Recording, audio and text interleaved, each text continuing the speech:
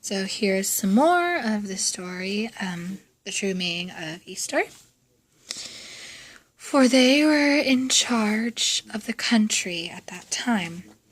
Then all the leaders began to shout at once. Each had something bad to say about Jesus. He's trying to start trouble in the country yard. Oh, he's trying to start trouble in the country, said some. He wasn't...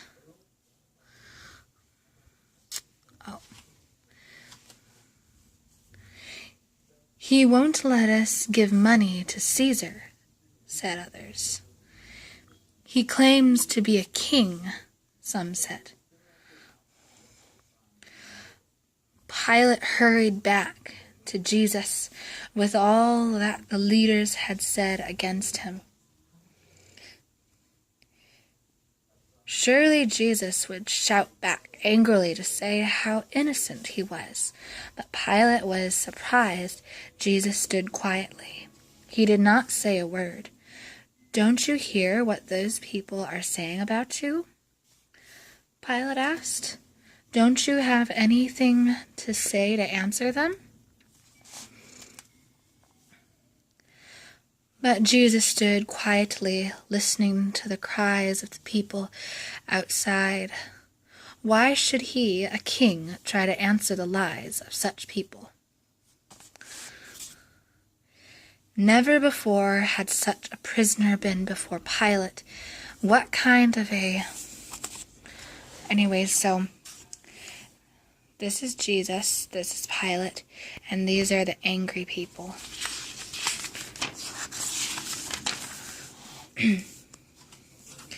Person is this? Pilate wondered perhaps this man was of royal blood. He certainly looked as if he could be a king. Perhaps half to himself and half aloud, Pilate asked Jesus, Are you really the king of the Jews? Sorry for the background noises.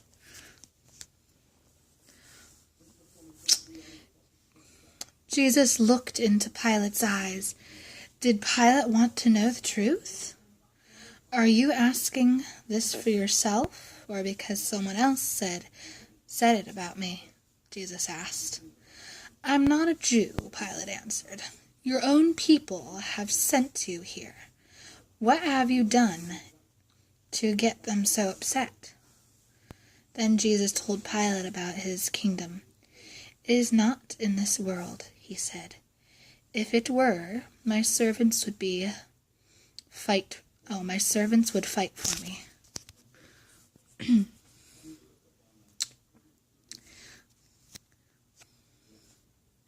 It was true. If Jesus had stirred up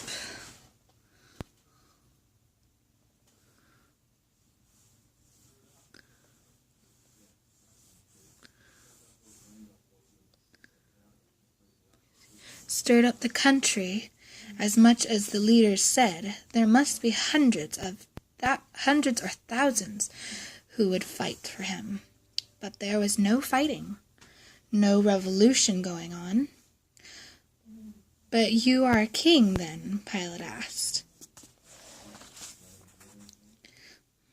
You say that I am, said Jesus. I came into the world to tell people about the truth. People who want the truth listen to me. Pilate thought for a moment. But what is truth? He asked. Pilate would have stayed to talk more with Jesus, but the crowd outside was getting louder. If anyone started a revolution, it would be those people. Pilate went back to pronounce judgment. All the people became quiet to hear what he would say. I can't find anything wrong with this man, Pilate said. The religious leaders and their friends began to shout in anger. He stirs up the people all the way to Galilee, they cried. Now when Pilate heard Galilee, he thought of a way to get out of this. Is this man from Galilee? Pilate asked. Then I'll send him to Herod. He's in Jerusalem. He's here in Jerusalem. Herod was glad to see Jesus. He had heard many things about him, but had never met him. He had heard of all the wonderful things Jesus had done, so perhaps Jesus would do some magic tricks for him. It was a strange meeting that day between Herod and Jesus. The religious leaders stood by, screaming terrible things about Jesus, while Herod kept asking him questions. But through all of this, Jesus kept silent. At last, Herod grew tired of asking questions. It was no longer fun, since he couldn't get answers. So Herod called for a royal robe and put it on Jesus. Then he and his guards laughed and made fun of the new king. But when Herod grew tired of this, he sent Jesus back to Pilate. He couldn't find a thing wrong with him. Now it was up to Pilate again. Pilate must decide if Jesus was to live or die.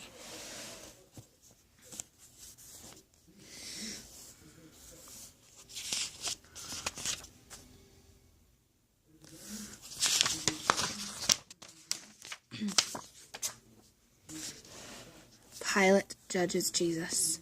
Matthew 27:15-26, Mark 15:6-15, Luke 23:13-25, John 18:39, 19:16.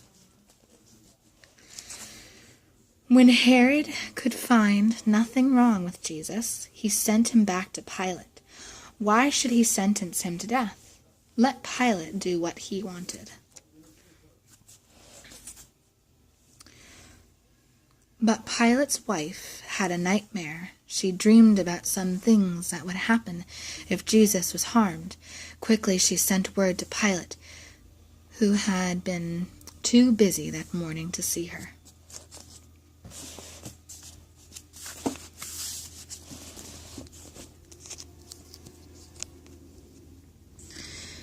Don't do anything to that man, the message said. I've had a terrible dream about him today. Pilate was frightened when he heard this.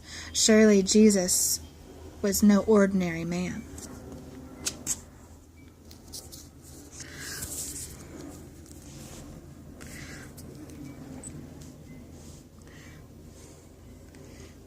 So Pilate brought Jesus out before the people. You brought this man to me as a criminal, he said, but I cannot find a thing wrong with him. Neither can Herod. I'm going to beat him and let him go. No, the priests and their followers cried. You must not let him go. Pilate had an idea. Often the Romans let a man go free during the Passover. He would give them such a poor choice that they could not help but let Jesus go.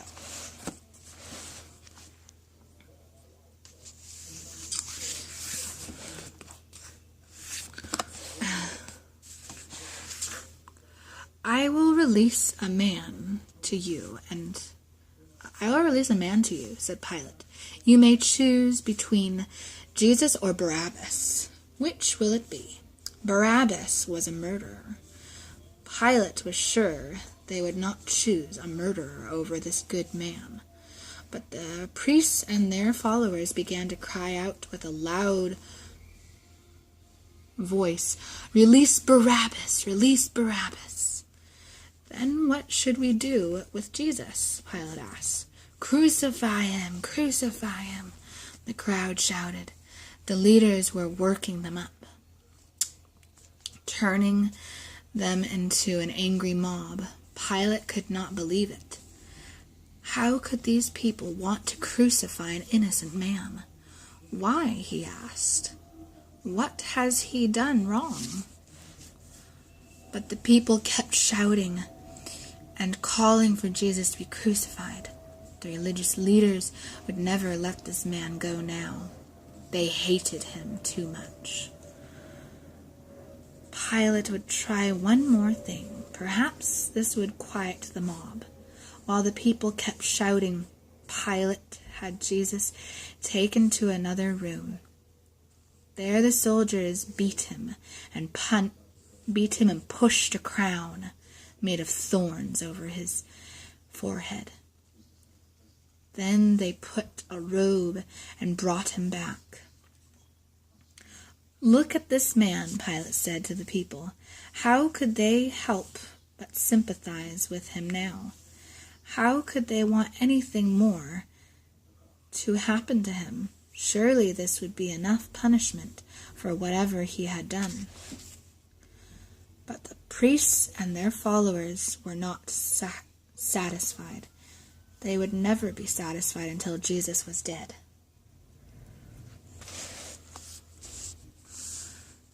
Crucify him, they shouted. Crucify him yourself, Pilate shouted at them. The law won't let us, they answered. But he must die because he claims he is God's son. When Pilate heard that, he was more frightened than ever. What if this man were God's son? What if he should crucify God's son? Pilate hurried back to walk with Jesus again. Where did you come from? He asked. Pilate wanted to know if he had come from God. But Jesus refused to answer. Pilate knew he was innocent. Don't you know I have the power to crucify you or let you go? Pilate said to Jesus. Why don't you answer me?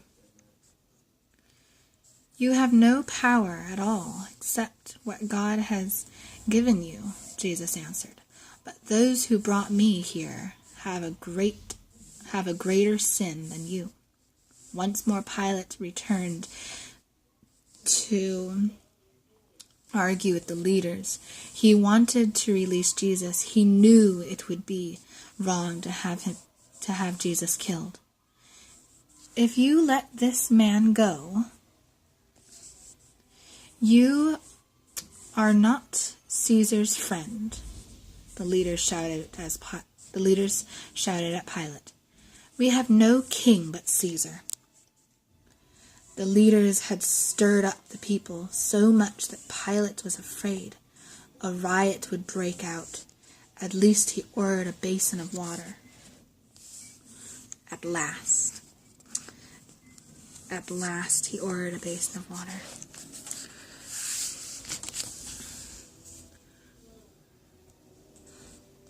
Pilate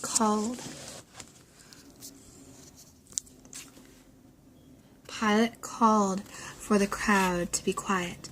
Then he began to wash his hands before the people.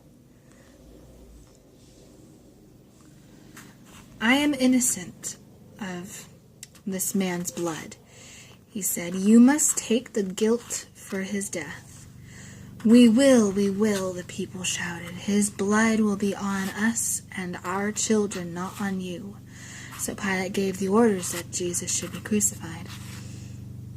The murderer and robber, Barabbas, should be set free. But while they led Jesus away to be crucified, Pilate must have looked at his hands again. Somehow there seemed to be a stain on them. He would never be able to wash it off. It would stay there forever.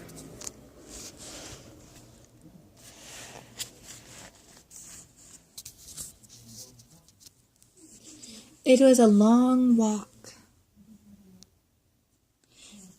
It was a long walk to the hill where Jesus would be crucified. Pilate's soldiers made Jesus drag his own cross down the winding streets. A man named Simon was forced to carry the cross when Jesus became too tired. When they arrived at the hill, the soldiers nailed Jesus to the cross to die.